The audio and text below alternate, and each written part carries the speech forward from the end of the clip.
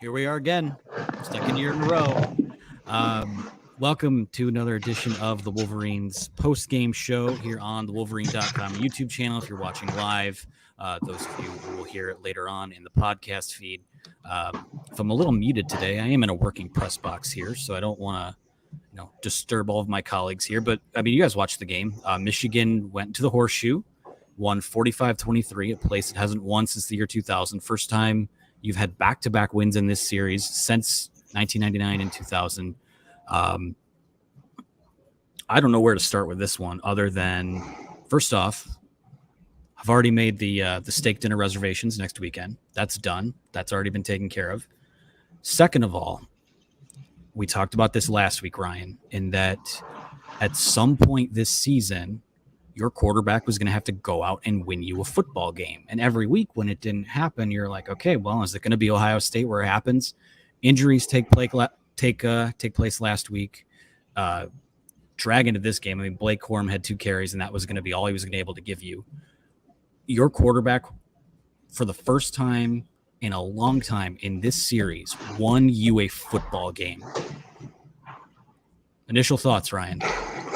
Your quarterback won you a football game. Your defense won you a football game. The defense in the second half to come out in that second. That's the first off, I got to say, that's the best half of football I've seen a Michigan football team play. And I don't have to stay muted. I'm going nuts. My baby's going to wake up and I don't care. It's the best half of football that I've ever seen Michigan football play. It is Harbaugh's. It's his Mona Lisa as far as his coaching has gone so far here at Michigan to play that second half of football the way that Michigan played it and allow Ryan Day to go in at halftime, make their halftime adjustments. And Jesse Minter comes out and just with a wet blanket smothers Ohio State. Mike Sainristil, huge game. Everybody in the secondary. We can get into what we probably could have done better, but my gosh, the Michigan secondary, as many questions as has been asked of that unit, what a way to step up, what a game to step up, what a platform. And I mean, you can go across the board, but for me personally, defensively, I think we outscored them 28-3 in the second half, if I'm not mistaken. Unbelievable effort by Jesse Minter and all the guys on defense, down a couple bodies. And the Michigan defense is for real. If you had any questions, they have now been answered. Absolutely. And I said it at some point last week during the Illinois game, and this was before Chase Brown ran on them a little bit, but I said I have zero issue saying that Jesse Minter is Jim Harbaugh's best defensive coordinator. And obviously this week was going to be the week where, it's a legacy definer. It is the one that when people talk about this game, they talk about your name and what you did to either aid in a victory or what you didn't do that led to a loss. I thought that the adjustments that were made were outstanding. I thought that this defense, I mean, again, we talked about this last week too, is that when you play against these high-powered offenses, you're not going to pitch a shutout. You're not going to get off the field on 3 and out every time out, which Michigan had quite a few of those in this game, but you got to get off in key moments. You got to have guys that make plays. Mike Sainristil, game of his career today, a couple pass breakups in the end zone late in this game that helped Michigan hold off Ohio State. Just an incredible counterpunch. It is a team that outside of that game last week has not been in a wire-to-wire dogfight. I mean, this was a dogfight. Don't get me wrong. This is an 8-point game with like 5 minutes to go, but just this team had that championship DNA. I told anyone who would listen that if you found a way to get this Ohio State team in a game in the fourth quarter, your conditioning was going to win out, your culture was going to win out, and they weren't going to flinch. They weren't going to be bothered by what they would see. And that is, I think we'll just start taking questions. This is as much our post-game show as it is you guys that are listening. We'll start with this one from QED who says, first question, and Ryan, we'll go to you on this one. Can you please break down the halftime adjustments? It looked like they went perfectly, but would love to hear your thoughts on what specifically changed coming out of the locker room. Well, what I saw defensively was not too much of a shift. Honestly, I thought that we were going to rely on Mozzie Smith and Mason Graham to take away the run, and we were not going to take another safety and drop them down to the box. You saw 2 high safeties very regularly, almost every play in the second half, and we were going to keep them in front of us. I think that we did a little bit more trying to generate pressure. You saw a lot of 3-man, 4-man games out of the defensive line, but we weren't bringing blitzes. I mean, honestly, in the first half, when we got beat, Sainer still gets beat on that drag route where a linebacker, if he puts some body on the guy on Abuko, he doesn't get that catch.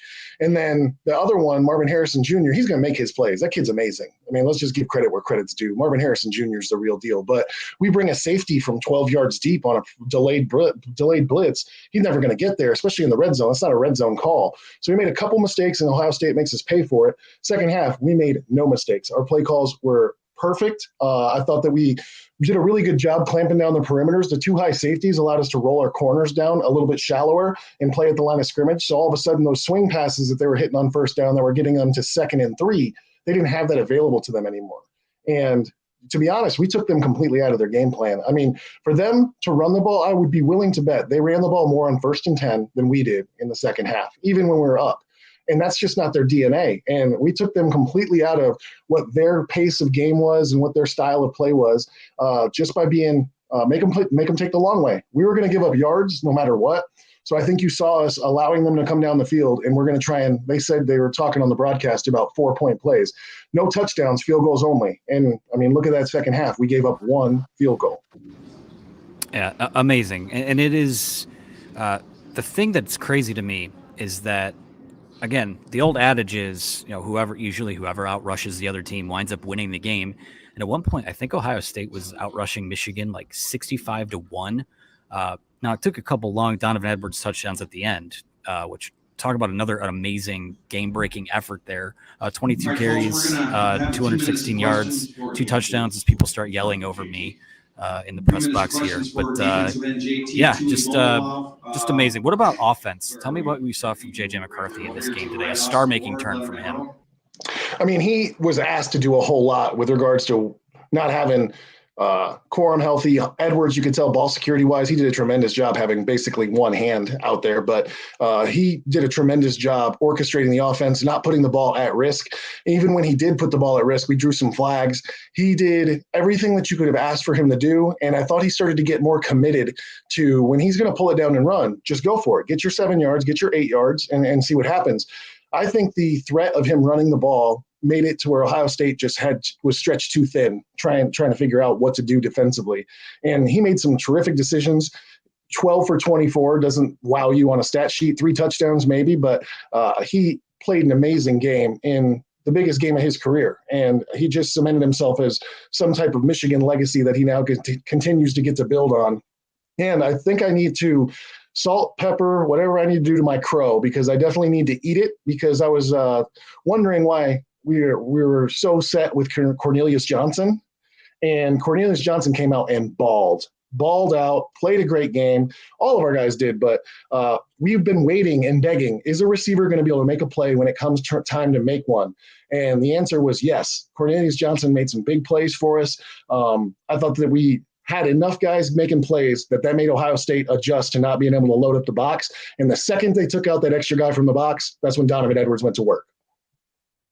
I want to shout out Ace Something here with a $49.99 super chat. People are throwing fire in the money cannon at us. If you'd like to get in front of the line to ask a question, feel free to utilize that feature, and we'll get you up front. And his only question was, how about the Wolverines? How about them? Going back to Indianapolis. We'll see what happens in terms of opponent. Purdue's still alive. Illinois still alive. Iowa's still alive. We can talk scenarios there in a bit. But, yeah, going back to Indy.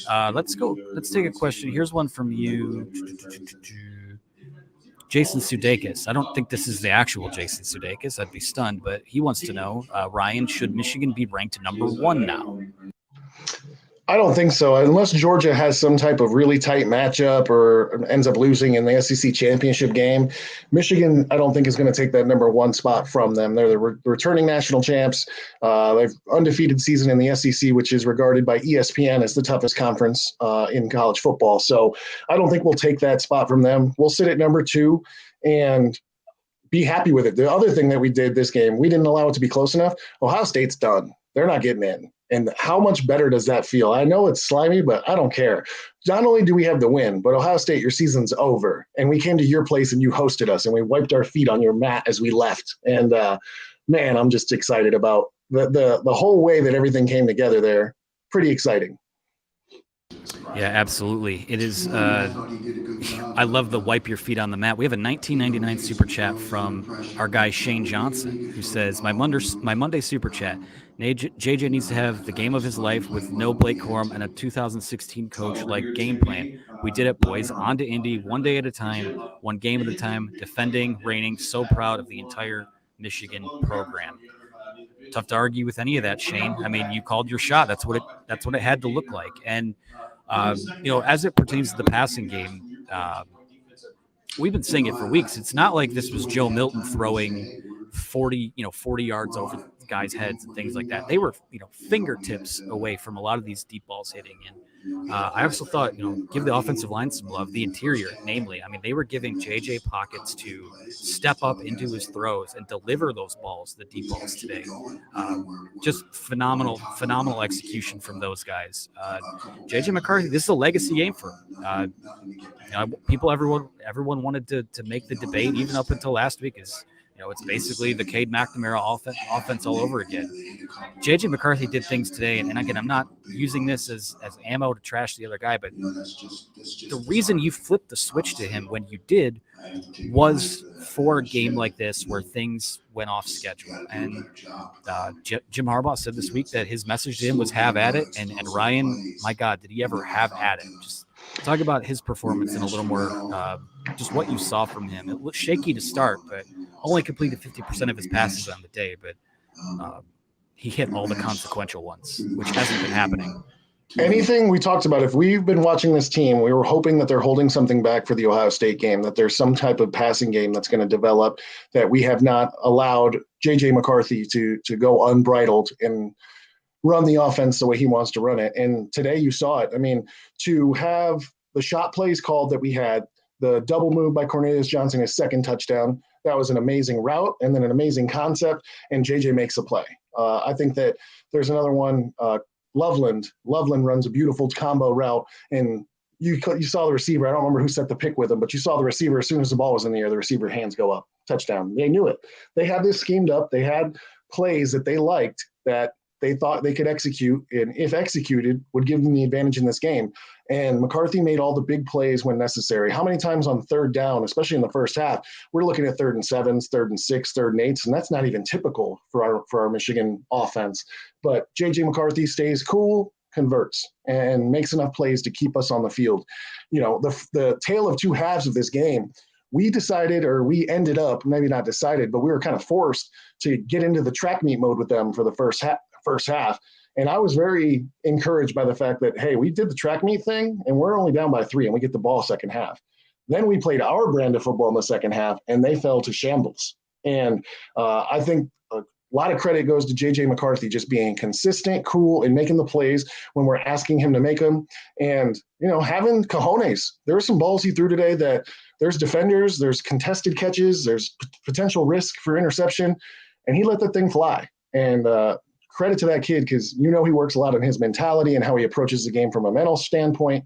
And to go into Columbus in that hostile environment as a young quarterback and to play calm, collected, and consistent through all 4 quarters, just tip of the cap. Very excited for seeing more of J.J. McCarthy in maize and blue. Well, listen, this Jason Sudeikis claims to be the real Jason Sudeikis. I have a producer love you if here. You are. If you are, you're amazing. Love Horrible Bosses. One of my favorite movies. Hutch, you can fact check that. Actually, I don't care. I'm accepting that as canon. So thanks. Shout out to Jason Sudeikis for being on the pod today. Let's go to Ted Lasso. Ted Lasso. Of course, it's right there. Duh. Lewis Blake, in my opinion, I did not think the end of first half was bad clock management. Ask the Lions, would you give them too much time on the clock?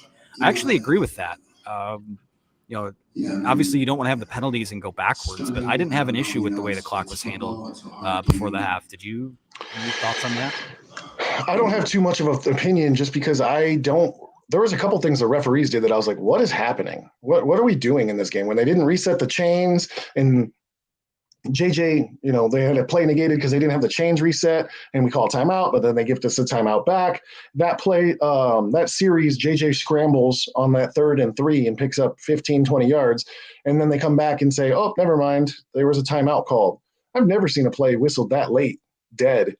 And then we get some penalties. So I'm just thinking, don't give them the ball back, which we did, but with 4 seconds left. I got no issues with how the clock was managed. I think it was probably a good job considering the kind of weirdness surrounding the officiating on that series. Yeah, just because that's the way. Maybe you wouldn't manage the clock that way in Madden or NCAA 14. A little bit different against this team in that building. So, Dave Mays with a $10 super chat says, "What was the biggest factor in this win? Was it Ohio State coaching? Was it Michigan's resilience? Was it JJ? Uh, Probably a bit of all of it. Honestly, I would go back to Michigan's resilience. Even when they were going through it early on in this game, they never looked rattled. They were playing hard. JJ McCarthy is probably that's number one for me. I mean, with a bullet, I mean, you needed him to have that type of day to give yourself a shot. But how would you rank what Dave lays out here? I'm going with coaching. As good as JJ McCarthy played, you can't really point to anything else as far as especially second half adjustments. Michigan's coaching staff took Ryan Day and his coaching staff behind the woodshed and slapped them around in the second half. There's no other way to describe it. You both had the same amount of time at halftime to make some adjustments to improve your odds of winning. And Michigan comes out in the second half and goes 28-3 and just runs all over them. Defensively, we're getting stops. We create turnovers at the end there. Michigan's coaching staff deserves a ton of credit for the game plan they put together, sticking with it, and getting these guys to play at the level that they played at. Because like you said, they were playing hard the first half. We were just playing Ohio State's brand of football as far as the track meet was going. But stayed calm, made the adjustments at halftime, and completely waxed them in their place. And I think you have to give a lot of credit to the coaching staff for what they were able to put together. And the way the players executed it was just magnifique, wonderful. Magnifique, a little bit of French. I think that's French. I don't know. We're not doing linguistics here today. There's so much more to talk about. Lamar Hayburn with a $5 super chat says the offensive line were savages today. First in pass pro, then on the ground late in this one. I added the late in this one part. How does Michigan match up with the potential playoff teams? Assuming, Georgia's in. It probably starts with Georgia. I mean, how do they match up better than last year's team? Probably because that Georgia defensive front was, all-time good. That defense is all-time good. But other than Georgia, I mean, you just came in and you went into the number 2 team in the country's building and dominated them. Anyone but Georgia, you should be able to. I think you have the chance to dominate if you get into the playoffs. So absolutely. How do you see that? I see it the same way, and I see it the same way in that I think Georgia is not as well matched to go against us as they were last year. But I think part of that is the JJ McCarthy effect.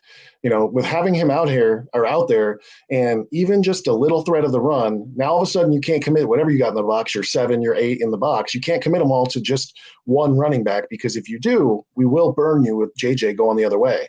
And I think that having that little tiny wrinkle in our offense really opens up the running game. It creates more opportunities in the passing game. It just makes you more dynamic. I think we all kind of knew that when we were considering and weighing McNamara versus McCarthy.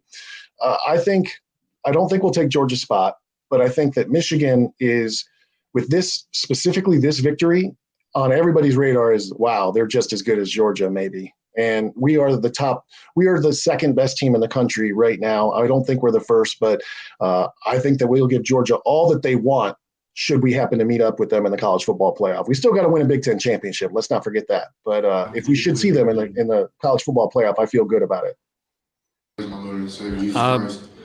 This isn't a brave take because I waited until after the Ohio State game to say it. But I'm going to say it anyways, in that this team has looked bored since the Penn State game. I really felt that when they were going to be up against it, playing this football team, I thought, and it's the reason I made the staff pick. Also, pat myself on the back.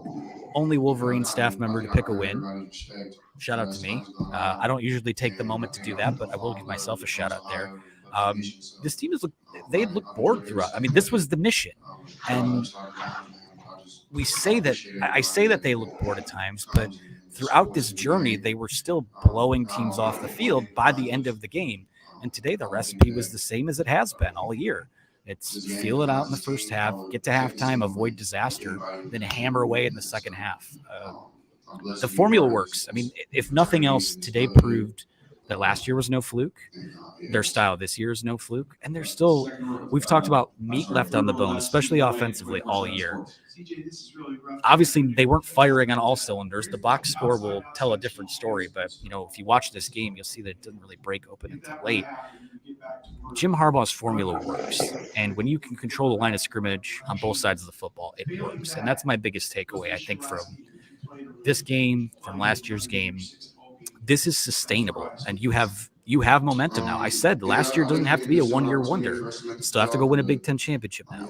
Still have to compete in the college football playoff, but this is going to keep rolling along. This is momentum, and serious momentum for the first time in 2 decades. It also really might change the dynamic of the recruiting when we get into the offseason. Not to look ahead there, but Michigan, Ohio State, in a lot of people's eyes, have not been a team that, they're not comparable. Ohio State's been to the college football playoff. Michigan hasn't. Ohio State's won the Big Ten championship. Michigan hasn't. Now Jim Harbaugh gets to go in the living room and says, we're the best team in the Big Ten. We're the best team in the Big Ten for 2 years running, considering things go well for the Big Ten championship. So I think things get a little more interesting in this rivalry, and I think it's going to get a little bit more heated because there's not a significant difference between the quality of programs at Michigan and Ohio State anymore. This kind of cements that. And I think it's going to lead to Michigan and Ohio State competing for more recruits. And I don't think Michigan is going to get any worse anytime soon. I think, like you said, the momentum's going to build, and this team's just going to keep getting better and better and keep bringing in more guys and more pieces that fit this system. Because now we have a brand of football. We have a brand that works. It's been tried and true. And I don't know any team that can play the way we play and play at the level that we play at and have depth like we've had depth and had to go into some of the different positions and go to the third, fourth, fifth guy. So Michigan is here now, and I think they're here to stay with Jim Harbaugh. Absolutely. We'll go back to Shane Johnson here. First, this comment from Ev, and then we'll get to Shane. 100% Day and Knowles were outsmarted and outcoached. I agree. Hey, you go to the Big 12 to fix your defense. Questionable decision there, potentially. Shane Johnson, Barrett and Colson stepped up big, 18 combined tackles. The entire number 1 defense in the nation stepped up. Keep recruiting those 5-star wide receivers, Ohio State. We got it. Let's go blue. Let's talk about this one for a second. Gary Green. I wanted Harbaugh gone after the COVID year. Glad they kept him. Yeah, obviously. But, Ryan, just talk about in general – you got to sit in this one and enjoy this one first, and we'll see what happens next week because guess what? There are bigger fish to fry now. But over the last 2 years, this is the most remarkable coaching turnaround that I think arguably I've ever seen in sports. I'll go that far with it. This program was dead in the water during that COVID season, which is obviously a blip now, but I don't think we understand just how on the ropes this program and this coach was. You got to give a lot of credit to Jim Harbaugh for whatever he did to reflect on what he wanted to change about his program. He was dead right as far as what he changed. He brings in new young offensive coordinator, new young defensive coordinator, another new young with Jesse Minter this year, but Sharon Moore, Ron Bellamy, some former Michigan guys. The group chat with all the former players is so thrilled about the addition of some of the old Michigan guys into this staff to help kind of uphold the traditions and share the culture that is the Michigan football program. And you just got to credit Jim Harbaugh because there's probably a lot of pride and there's probably a lot of, I'll just go back to the old well and find some coach that I know can do well and not going to take any chances because my butt's on the hot seat.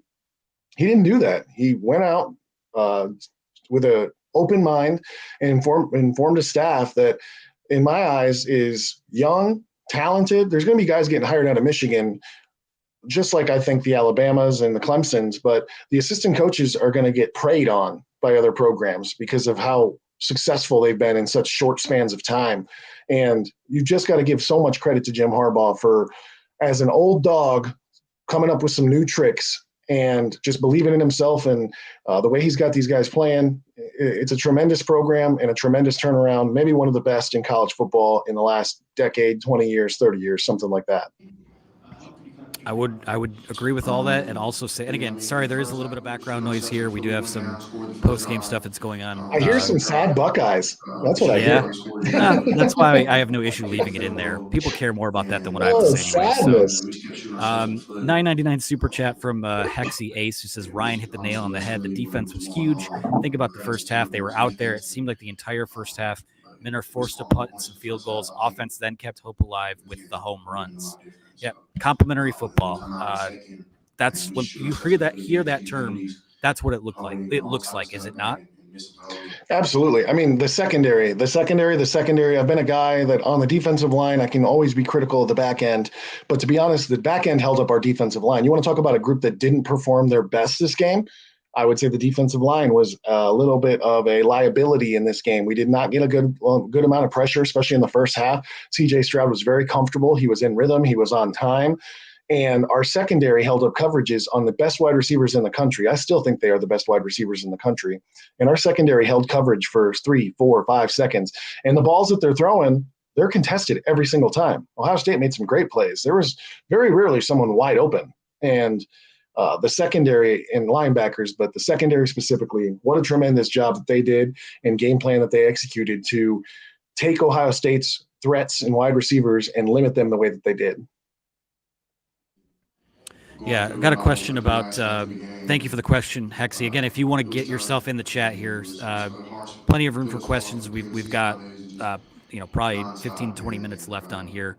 But in terms of Big Ten West scenarios, someone had asked about that. If Purdue wins today, they're going to Indy. If Purdue loses, I believe it would be Iowa, and then I'm gonna have to, I didn't come prepared for that. I should have come prepared for that. That's on me. Purdue wins, they're in. I believe that if Purdue loses and Illinois wins, they will go. And if both of those teams lose, I believe that Iowa would be the team that goes. So still a lot to sort out there. Let's take this one from from Ben, who says, "I wonder how many Ohio State fans bought tickets to Indy." Ha ha ha ha ha ha ha. Not a question, just one I wanted to throw in there. Greg, in reference to allegedly Jason Sudeikis hopping in here, had to Google who it was, and Ted Lasso was modeled partially after Jim Harbaugh. That is true, by the way. You can Google that. Greg did. So let's see. Okay, we have it from Hutch here. So Purdue wins the Big Ten West if they beat Indiana. Illinois will win if they beat Northwestern and Purdue loses to Indiana. And Iowa wins the Big Ten West if Purdue and Illinois lose today. So that is where we're at right now. I guess question from you, Ryan, of those teams, who would you rather see right now? I'd love to see Purdue, just because I think that they are a team that would not match up with our physicality very well. I think Illinois, I don't want any more of Illinois, to be honest with you. Not that I'm afraid of them, but those guys play a brand of football that's very similar to ours. And it's not something that I think that we want to see again if we had our choice. And, oh, my God, if Iowa makes it in, all you got to do is score 10 points and you beat Iowa. So I would rank it similarly. Would love to just see an opponent that I don't think Michigan's played Purdue since 2017. So it'd be cool to see Jeff Prob's squad to get there too. Q is wide open for questions, you guys. Other than that, let me look at the box score here. CJ Stroud is wrapping up his interview above me. Stat that sticks out to me. I mean, who gets your game ball today? I mean, who is it? So many big performances, Ryan. Mike Sainristil, hands down, no doubt about it. The amount of plays that he made, I mean, he making that breakup on Stover in the end zone there in the fourth quarter might be one of the best defensive plays I've seen. And you think about Mike Sainristil stands what, 5'8", 170. Stover is 6'7", 280 on a jump ball, and Sainristil won the matchup. And he did that all over the place all day. And I know there's guys on offense that are probably just as deserving, but Mike Sainristil, in my opinion, changed the game from his position at inside corner. And it's rare that someone can change the game from that position, but he was a game break, game change, drive ender. And honestly, I think that you couldn't have asked him to play a better game. No, I thought Rod Moore was outstanding today too. He had a couple passes broken up. Shane Johnson with another $2 says Mikey S. Just wow. Yeah. I mean, that dude was playing wide receiver in this game last year, and he had took a big Dax play. Hill's job. Yeah. Yeah. And he's been, no disrespect intended, but I think in that role this year, he's been a little more impactful, or especially when it comes to tackling. So, Tropicana Banana says CJ on offense, Mike Sainer still on defense. I think he means JJ. CJ, well, Cornelius Johnson too. Oh, could be, yeah. So, yeah, 4 catches, 160 yards, 2 touchdowns. Touchdowns on back. Here's another. I don't think I said this one yet. So Michigan scored 6 touchdowns today, that's great too. I mean, you got to score touchdowns and not field goals in this game. Michigan scored touchdowns of, we've talked about leaving meat on the bone on offense. 69 yards, 75 yards, 45 yards, 75 yards, and 85 yards. I mean, we thought the big plays could had a chance to snowball eventually. I don't know that I expected that in this building. Not at all. I mean, that's who you would have thought that Ohio State would have that touchdown, scoring summary of long plays. But again, Jesse Minter as a defensive coordinator might be nominated, might be selected assistant coach of the year. Think about to come in your first year and to go up against Ohio State team and only give them 3 points in the second half in their place with CJ Stroud, Heisman candidate quarterback, a perfect weather day. You can't talk about the weather because it ended up being freaking 55 and gorgeous, which had me all sorts of worried. But CJ Stroud, unless you had a cough or a sniffle, you had every opportunity to come out here and demonstrate that you were a Heisman candidate quarterback. And to be honest, he made some plays. I got to give the kid credit, but we made more big plays. And to say that we big played Ohio State, if you'd have told me that on Friday, I would have been, I don't know. But that's what happened. I mean, Sharon Moore and Matt Weiss also just in their bag completely. As Matt says, Khalil Mullings gets a game ball for that incredible jump pass on 3rd down, which they set up, by the way. He comes on the field in the first half for a short yardage run, and people go, "What are you doing here?" He's only had 1 carry the whole season. He gets stuffed, but they set that up. And my God, there's always something you say for this. I don't always buy the idea that, oh, well, they're going to unleash the totality of the offense against the Buckeyes, but there's always some little wrinkle that you save. And that was the one. Khalil Mullings had taken reps with the running backs in spring ball. Just phenomenal job when your name is called. I mean, just a group effort. The run game wasn't there today. The box score is completely misleading. It got going late, but just an incredible job by that offensive staff, just piecing something together and finding a way. And that's, again, it goes back to why they flipped the page to JJ McCarthy at quarterback, because you have to be able to go off script when things can't be the way you want them. And that's, no offense to his predecessor, when they played Georgia last year, you weren't able to do that because you couldn't win up front, and your quarterback wasn't a playmaker with his legs or his arm, and just kind of managed the game. This was a star-making turn from him in a game that usually the star-making turns go the other way. I mean, this is JJ McCarthy is, he is a legend in Ann Arbor now. He should be, and he gets an opportunity to continue to add to the legacy that he started here. But to have our team play the way that they played, and he doesn't even have to throw a pass, or I'm sorry, he threw 2 passes, no completions in the 4th quarter, and our team can just walk away with this thing. That's a credit to your offensive line. Huge credit. Shane Johnson just came in, but to Donovan Edwards, to go in with a broken hand and have only your left hand, and to have ball security like he had, incredible, because you knew, if you're Ohio State, the scouting report, this guy's got a messed up hand. He's got a giant cast on it. They're raking at the ball. They're trying to get the ball. And for Donovan Edwards to come out and have the game that he did in the absence of Blake Corum, to be honest, offensively, he might end up getting my game ball over JJ as well as he played, just because he waited patiently for his opportunities. He took care of the ball when there wasn't anything there. And for him to get those big gashing runs at the end, I thought was well-deserved. Absolutely. From Blue Heart says, $5 super chat says, I can't wait to hear how badly Ohio State will beat Michigan next year, because Michigan planted a flag at midfield, as John Borton and Chris Ballas to my left Finishing up the show, fellas. Hey, can I get some respect for the staff pick? Yeah, absolutely. Anthony Broom finally. Well, second week in a row. That's Hail right. Anthony. I'm on a hot streak. Hail Anthony. All right. Yeah, that's enough me patting myself on the back. But yeah, I mean, this was a game, and this is a game where you can either talk about it or be about it. And when you beat a team 2 years in a row the way they did, I have zero issue with that. So use it as fuel next year. Okay, Well, big deal.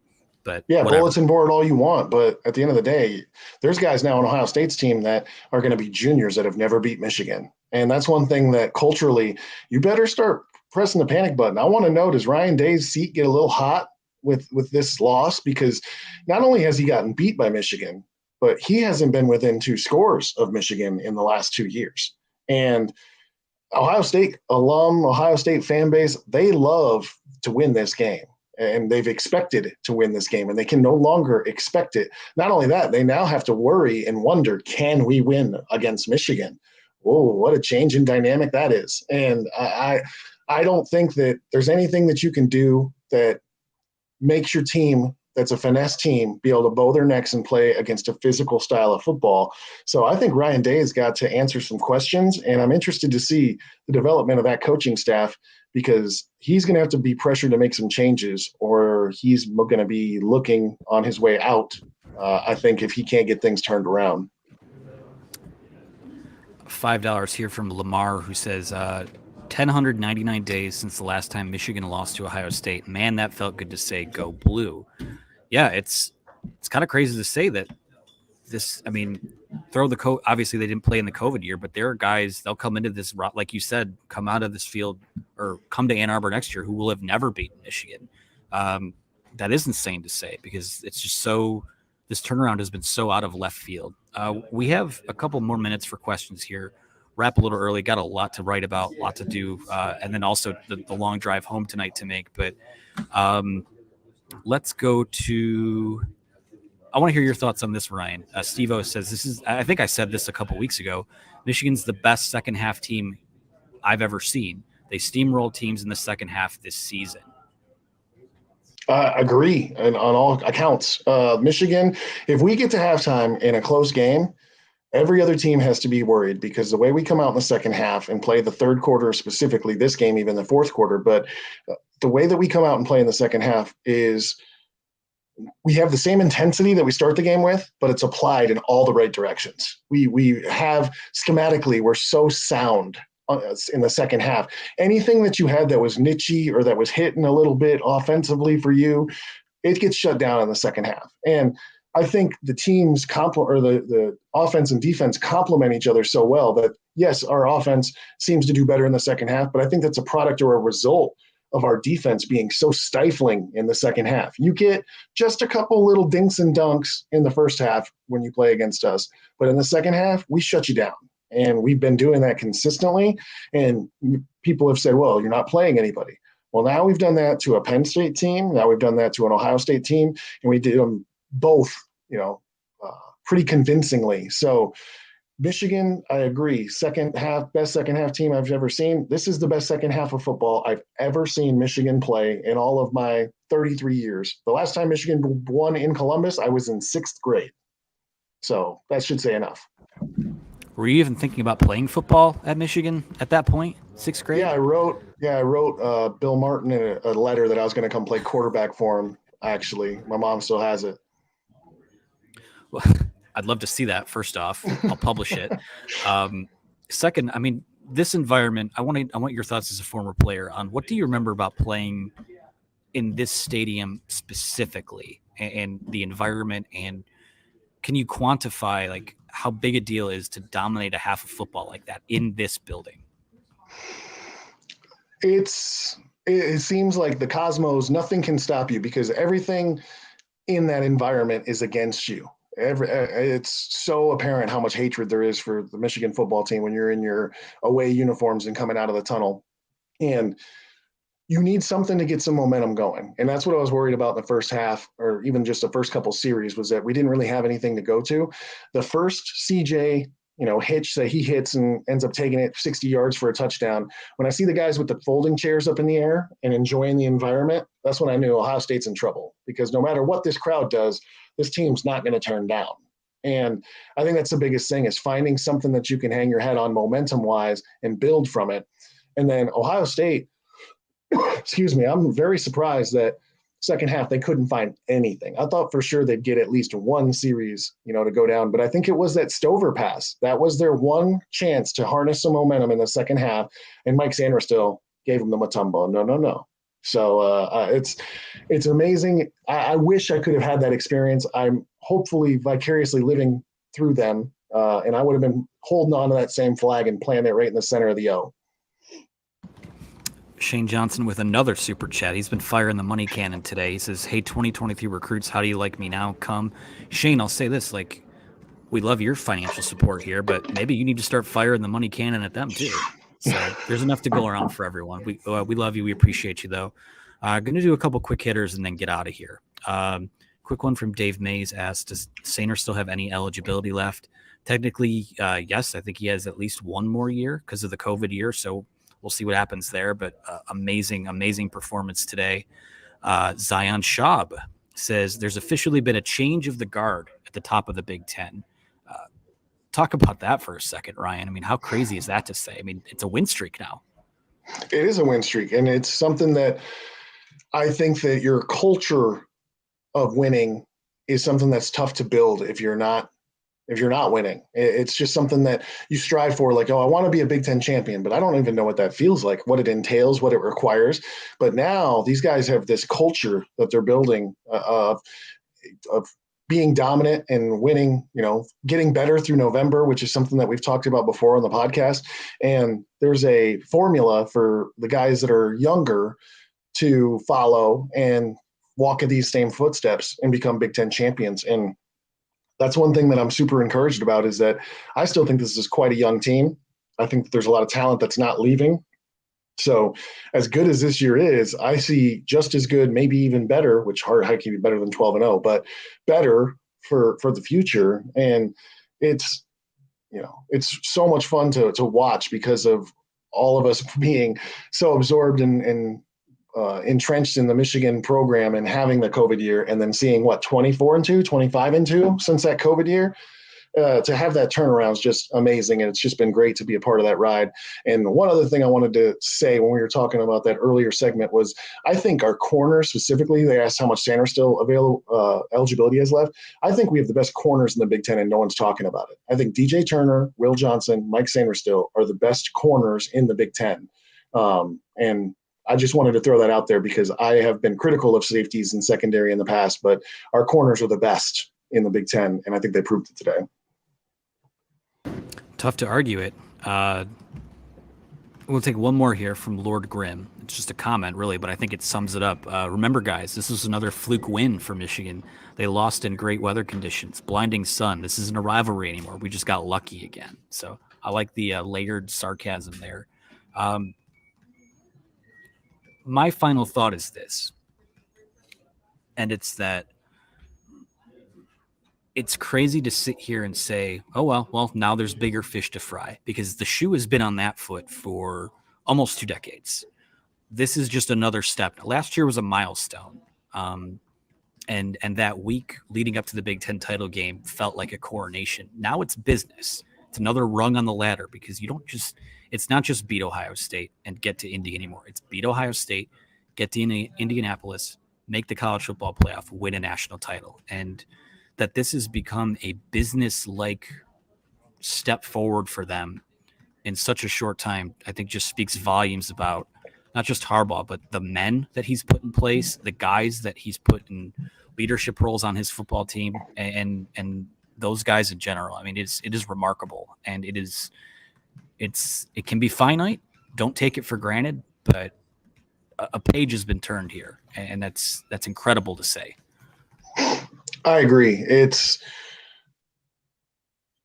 It's what we expected when we brought Harbaugh back to Ann Arbor, and we had to be patient waiting for him to get this team turned around and get things right. I think even he had to revisit his strategy as to what was going to get this team back to the mecca of football that it is known to be. And for him to have this win in his pocket, I feel like it's officially time to claim that Harbaugh has brought in and restored Michigan back to the glory days. We're in the glory days. The glory days aren't back behind us. We're not talking about, not that we don't love the 97 national championship team and the Big Ten champions under Lloyd Carr, but Jim Harbaugh, I think, has made Michigan put us back into glory day mode. And that's something that I'm super excited about, because even as a guy that played on the team, I wanted to be part of the culture change that was at Michigan. And we fell just short.